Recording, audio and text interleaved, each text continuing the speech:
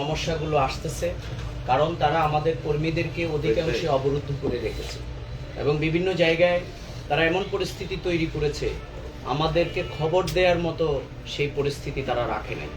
সেই জন্যে এখানে আমরা আরও বিষয়গুলোকে প্রশাসনের যারা যারা পুলিং এজেন্ট এখানে ছিলেন তারা অনেকেই কিন্তু ইলেকশনকে প্রভাবিত করবার জন্য ভূমিকা পালন করেছে এবং তারা দলীয় কর্মী থেকেও আরও ন্যাক্কারজনক ভূমিকা পালন করেছে। এবং প্রশাসনের কিছু ব্যক্তিবর্গ আমাদের নারী ভোটারদেরকে গিয়ে ধানের শীষ হয়ে গেছে, আপনারা ধানের শীষে ভোট দেবেন, এই জাতীয় ক্যাম্পেইন তারা চালিয়েছে। আমরা তাদের ব্যাপারে আনসারের কিছু এবং পুলিশ প্রশাসনের এবং যারা এজেন্ট ছিলেন দলীয় কর্মীর ভূমিকা পালন করেছে, আমরা প্রত্যেক কেন্দ্র থেকে তাদের সেই তথ্য কালেকশন করে যথাযথ জায়গায় আমরা জমা দেব ইনশাল্লাহ। আমরা আমাদের সমস্যাগুলো এখনো অব্যাহত, হামলা অব্যাহত রয়েছে। একটু আগেও আমাদের একজন কর্মী 10 নম্বর ওয়ার্ডে তার ঘরে আগুন লাগিয়ে দেওয়া হয়েছে, 11 নম্বর ওয়ার্ডে। এইগুলো প্রতিনিয়তই হচ্ছে। আজকে সকালেও বেশ কয়েক জায়গা থেকে আমরা খবর পেয়েছি। আমরা মূলত চেয়েছিলাম একটি অবাধ ও সুষ্ঠু নিরপেক্ষ নির্বাচন, যেহেতু দীর্ঘদিন মানুষ এই নির্বাচন থেকে বঞ্চিত ছিল। আমরা চেয়েছিলাম গণতন্ত্র, আমরা চেয়েছিলাম ইনসাফের একটা বাংলাদেশ, আমরা চেয়েছিলাম জনগণের ভোটে যারা নির্বাচিত হয় তাদেরকেই সবাই অভিনন্দন জানাবে এইরকম একটা পরিবেশ। কিন্তু সেই পরিবেশকে বিঘ্নিত করা হয়েছে আমাদের এই লক্ষ্মীপুর। আমি আজকের এই সংবাদ সম্মেলনের মাধ্যমে আমি আবারও লক্ষ্মীপুরের সদর 3 আসনের আমার সর্বপর্যায়ের জনগণ যারা আমাদেরকে, আমার মতো একজন নগণ্য মানুষকে যারা তাদের ভালোবাসা সিদ্ধ করেছেন, যারা জীবন বাজি রেখে আমাদেরকে ভোট দিয়েছেন, আমাদেরকে প্রায় 1,23,000 মানুষ ভোটার যারা আমাদের উপরে আস্থা রেখেছেন, আমি তাদেরকে ধন্যবাদ জানাই, আমি তাদেরকে মোবারকবাদ জানাই, আমি তাদের কাছে কৃতজ্ঞ।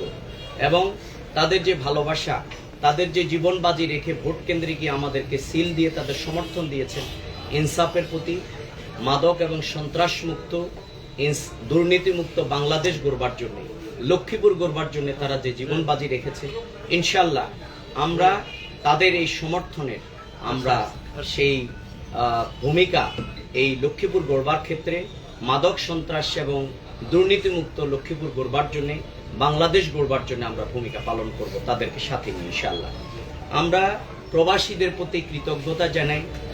এখানে লক্ষ্মীপুরে কতগুলো ভোটের অনেকগুলো মানে আপনার স্কোরিং যেটি থাকে, সেই জায়গায় যদি আপনি দেখেন তাহলে এখানে প্রবাসী ভোট লক্ষ্মীপুর সদর 3 আসনে প্রায় 6,000 ভোটার আমাদেরকে তাদের সমর্থন জানিয়েছে।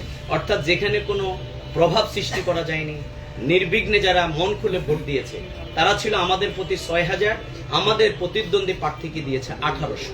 তার মানে হলো এদেশের জনগণ আসলে তারা ইনসাফের পক্ষে, সন্ত্রাসের বিরুদ্ধে, অন্যায় অবিচার জুলুমের বিরুদ্ধে, ফ্যাসিবাদের বিরুদ্ধে তারা রুখে দাঁড়িয়েছে, সমর্থন জানিয়েছে। নির্বিঘ্ন পরিবেশ পেলে তারা সেই তাদের সমর্থন দেয়, এটি প্রমাণিত হয়েছে প্রবাসী ভোটারদের মাধ্যমে। আমি আমার শ্রদ্ধেয় সেই রেমিটেন্স যোদ্ধাদের প্রতি কৃতজ্ঞতা জানাই। আপনারা আমাদের প্রতি সে ভালোবাসা দেখিয়েছেন, নির্বিঘ্নে আপনাদের সমর্থন জানিয়েছেন। আর যারা না ভোটের পক্ষে ক্যাম্পেইন চালিয়েছিল, আজকে যারা সরকার গঠন করছে, সেখানে না ভোট কিন্তু পরাজিত হয়েছে। না ভোট বিজয়ী হওয়ার মাধ্যমে প্রমাণিত হয়েছে যে দেশের মানুষ আসলে ইনসাফের প্রতি, 11 দলীয় জোটের প্রতি তাদের যে সমর্থন, কারণ 11 দলীয় জোট আর হা ভোট ছিল একাকার, আর যারা এখন সরকার গঠন করছে না ভোট এবং তারা ছিল একাকার। সুতরাং হা ভোটের না ভোটের এখানেও একটা মানদণ্ড কিন্তু আমাদের কাছে খুবই পরিষ্কার হয়ে গেছে।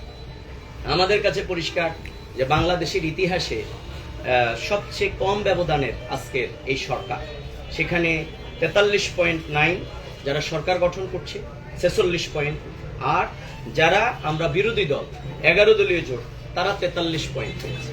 সুতরাং এই 46 এবং 43-এর ব্যবধান যে 2.7, এর মাধ্যমে প্রমাণিত হয়েছে যদি ইলেকশন ইঞ্জিনিয়ারিং, অনিয়ম এইরকম ঘটনাগুলো না ঘটতো, কালো টাকার বিতরণ না হতো, অস্ত্রের মহড়া না হতো, যদি এরকম সন্ত্রাসের পথ বেছে নেওয়া না হতো, তাহলে এই 2% সেটিকে প্রভাবিত করেছে। সম্মানিত সাংবাদিক বন্ধুগণ, আমাদের জাতীয়ভাবে ইলেকশনের ব্যাপারে আমাদের এখনো আমাদের বিভিন্ন জায়গা থেকে সমস্যাগুলো নেওয়া হচ্ছে। যথাযথ জায়গায় নির্বাচন কমিশনে আমাদের সে বক্তব্যগুলো আমরা তুলে ধরবার জন্য আমরা আমাদের টিম কাজ করছে।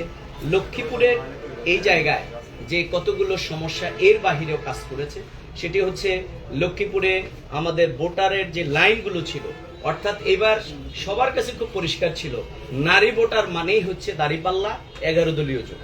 সুতরাং নারী ভোটারদেরকে লাইনগুলোকে খুব স্লো করে দেওয়া হয়েছে। তাদেরকে ভোট কেন্দ্রে প্রবেশ করার ক্ষেত্রে আমাদের একজন মা বোনদেরকে 4 ঘন্টা 5 ঘন্টা পর্যন্ত দাঁড় করে রাখা হয়েছে। অর্থাৎ দাঁড়িপাল্লার ভোটার মানেই হচ্ছে তিনি রোদে অস্থির হয়ে আমারও মা বোন জানতে বাড়িতে চলে যান। এরকম শত শত ভোটার তিনি অস্থির হয়ে গেছেন, ঘুরে পড়ে গেছেন, বাড়িতে চলে গেছে। তার সন্তানরা মনে করেছে যে তার মা ভোট না দেয়া থেকে জীবন রক্ষা করা অনেক বেশি গুরুত্বপূর্ণ। এই জন্য আমরা দেখেছি যে তারা সেই ভোটার লাইনগুলোকে স্লো করে দিয়েছে। আমরা দেখেছি প্রশাসনের ব্যক্তিরা লাইনে লাইনে গিয়ে ধানের শীষ তারা বক্তব্য তুলে ধরেছে, যারা এই সরলমনা মানুষগুলোকে প্রভাবিত করবার জন্য। পুলিং এজেন্ট অত্যন্ত নির্লজ্জ ভূমিকা পালন করেছে বিভিন্ন জায়গায়, এবং কোন জায়গায় যে বিএনপি সমর্থিত ব্যক্তিদের সাথে কোন পুলিং এজেন্ট 10-15 মিনিট পর্যন্ত তারা রুদ্ধদ্বার বৈঠক করেছেন। আমরা সেগুলো সেই পুলিং এজেন্ট এবং প্রশাসনের ব্যক্তি যারা পুলিং অফিসার তাদের ব্যাপারে আমরা যথাযথ জায়গায় আমরা সেগুলো আমরা জানাবো। কালো টাকার ব্যবহার কিভাবে হয়েছে আপনারা জানেন। ভোটের আগের দিন গাড়ি পর্যন্ত আটকের ঘটনাও আপনারা জানেন। সেগুলো জাতির কাছে খুবই পরিষ্কার। জাল ভোট এবং গণনার ব্যাপারে যে কাজটি করা হয়েছে, অর্থাৎ যেই ধানের শীষের যে বান্ডিল তৈরি করা হয়েছে, আমরা 4-5টি এরকম পেয়েছি। সেখানে দেখা গেছে ভোটার হচ্ছে 95 কিন্তু 100 বলে চালিয়ে দেওয়া হয়েছে। অর্থাৎ আবার যেখানে আমাদের দাঁড়িপাল্লা সেখানে আবার বেশি সংখ্যক ঢুকিয়ে সেটাকে 100 বলে চালিয়ে দেওয়া হয়েছে। আবার বিরাট সংখ্যক ভোটকে বাতিল করা হয়েছে। আমরা এগুলো কিন্তু গবেষণায় নিয়ে আসছি। আমরা হয়তো রিকাউন্টিং এর ব্যাপারে কোনো জায়গায় আমাদের কেন্দ্রের পক্ষ থেকে সেগুলো কি করা হবে, সেগুলো কেন্দ্রের আমাদের যে মনিটরিং সেল আমাদের সেগুলো সেখানে গবেষণা করছে। আমরা এই দুইটা কথা আপনাদেরকে বলি, সৈয়দপুর কেন্দ্র এবং রূপাচড়া কেন্দ্র, এগুলোকে তো যখন দেখা হয়েছে যে আমাদের এবং হাজিরপাড়ার একটা কেন্দ্রে আমরা ভোট কম পেয়েছি। আমাদের যিনি প্রধান এজেন্ট ছিলেন সে বলল যে না, এটা আবার রিকাউন্ট করার পরে আমাদের 15টা ভোট বেড়ে গেল। আমাদের সৈয়দপুর কেন্দ্রে রিকাউন্ট করার পরে 3 রকম রেজাল্ট হয়েছে। পরবর্তীতে তারা সেগুলোকে আটকিয়ে ফেলেছে এবং সেনাবাহিনী গিয়ে আপনারা জানেন লক্ষ্মীপুর সদর 3 আসনের অনেক জায়গায় রূপাচড়া, সৈয়দপুর এবং উত্তর জয়পুর এগুলোকে তারা অবরুদ্ধ করে রেখেছে এবং সেখান থেকে তারা রেজাল্ট নিয়ে আসার জন্য ভূমিকা পালন করেছে। সম্মানিত সাংবাদিক বন্ধুগণ, আমরা এখন আমাদের এই আসনে যিনি নির্বাচিত হয়েছে আমাদের জনাব শহীদউদ্দিন চৌধুরী আনি, ওনাকে আমি পরের দিন সকালেই আমি অভিনন্দন জানিয়েছি এবং উনি ফোন ধরেছেন, উনি রিসিভ করেছেন এবং তার সাথে আমার কথা হয়েছে। আমি বলেছি যে আপনি নির্বাচিত হয়েছেন, সুতরাং আমি আপনাকে অভিনন্দন জানাই।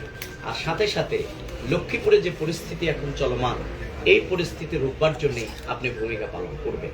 তিনি বলেছেন যে আমি গত রাত্রে ভাই সবাইকে বলে দিয়েছি। আমি বললাম এখনো কিন্তু জ্বালাও পোড়াও মারধর অব্যাহত রয়েছে। বিশেষ করে আমার মা বোনদের উপরে অকথ্য ভাষায় গালিগালাজ করা হচ্ছে। কারণ আপনারা জানেন আমাদের দলের অধিকাংশ লোকই কিন্তু শিক্ষিত। আমাদের লোকেরা কিন্তু প্রত্যেকেই কিন্তু তাদের একটা জায়গায় সমাজের তাদের একটা সম্মানের জায়গা আছে। তারা কিন্তু এই গালিগালাজ অভ্যস্ত। অনেকের শুরু হয় সালামের আগে গালি দিয়া। আমাদের দলটা তো ভাই এরকম না। সুতরাং আমরা এই গালি শুনে অভ্যস্ত। আমাদের মা বোনেরা এরকম না, আর তাদেরকে যখন গালি দেয়া হয় তারা খুব অপমান বোধ করে। সুতরাং আমরা এই জায়গা থেকে ওনাকে বলার পরে উনি বলেছেন এই ব্যাপারে ব্যবস্থা নেবেন এবং তিনি বলে দেবেন। কিন্তু আমরা এখনো ফোন পাচ্ছি, প্রতিনিয়ত ঘটনা ঘটছে। আজকে সকালে ঘর পুড়িয়ে দেওয়া হয়েছে। অর্থাৎ লক্ষ্মীপুরে এগুলো এখনো বন্ধ হয়নি। আমরা প্রশাসনকে দাবি জানাবো। আমি একটু আগে সেনাবাহিনীর সাথে কথা বলেছি যে তাদেরকেও আমরা ধন্যবাদ জানিয়েছি। সেনাবাহিনী তার জায়গা থেকে যথাযথ ভূমিকা অর্থাৎ তারা রেখেছেন। যেখানে ডাকা হয়েছে তাদের টিম সেখানে পৌঁছার চেষ্টা করেছে।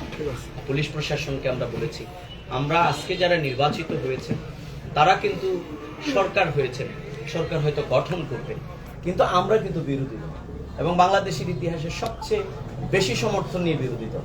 সুতরাং গণতন্ত্রের ডেমোক্রেসির বিউটিটা হচ্ছে যে বিরোধী দলও কিন্তু সরকারের গুরুত্বপূর্ণ একটা পার্ট। সেই পার্টটাকে যদি অবরুদ্ধ করে দেয়া হয়, তাদেরকে যদি আবার দমন নিপীড়ন চালানো হয়, তাহলে গণতন্ত্র আজকে যেভাবে এগিয়ে যাওয়ার জন্য সবাই আমরা অগ্রসর হচ্ছি সেটা বাধাগ্রস্ত হবে। আমরা আপনাদের মাধ্যমে আবারও আবেদন জানাতে চাই যে জ্বালাও পড়া বন্ধ করতে হবে। যারা দাঁড়িপাল্লার প্রতি ভোট দিয়েছেন, এটা তাদের গণতান্ত্রিক অধিকার, এটি প্রয়োগ করার কারণে তাদের উপরে নির্যাতন, এটি গণতন্ত্রেরই প্রতিবন্ধকতা। যে স্বামী তার স্ত্রী পাল্লা মার্কায় ভোট দেওয়ার কারণে তার উপরে নিপীড়ন করেন, এটি স্বামী হিসাবে অন্য কিছুর ব্যাপারে করতে পারেন, ভোটের ব্যাপারে করতে পারেন না। কারণ ভোট হচ্ছে তার গণতান্ত্রিক অধিকার, তার ডেমোক্রেটিক রাইট, তিনি যেখানে ইচ্ছে সেখানে প্রদান করেন। সুতরাং আমরা এই জিনিসগুলোর ব্যাপারে আমরা সবার সহযোগিতা চাই। আপনারা আমাদেরকে নির্বাচনকালীন গোটা এই জার্নিতে লক্ষ্মীপুরের সাংবাদিক ভাইরা আমাদেরকে ব্যাপক সহযোগিতা করেছেন। আপনারা সহযোগিতা আমরা পেয়েছি, আমরা আপনাদেরকে আবারও ধন্যবাদ জানাই। এবং আজকে যে বিভিন্ন জায়গায় নির্যাতন, বিভিন্ন জায়গায় যে সমস্যা, ভোটারদের উপরে নিপীড়ন, এগুলো আপনাদের মাধ্যমে এই লক্ষ্মীপুর সদর 3 আসনের নির্বাচনী ইলেকশন ইঞ্জিনিয়ারিং, ভোট জাল ভোট, কালো টাকার ব্যবহার, পেশি শক্তি এবং অস্ত্রের যে ব্যবহার এখানে হয়েছে, আমরা এগুলোর ব্যাপারে প্রতিকার চাই। আপনাদের মাধ্যমে দেশবাসীকে জানাবার জন্যই আমরা আপনাদেরকে কষ্ট দিয়েছি, আপনারা কষ্ট করে এসেছেন।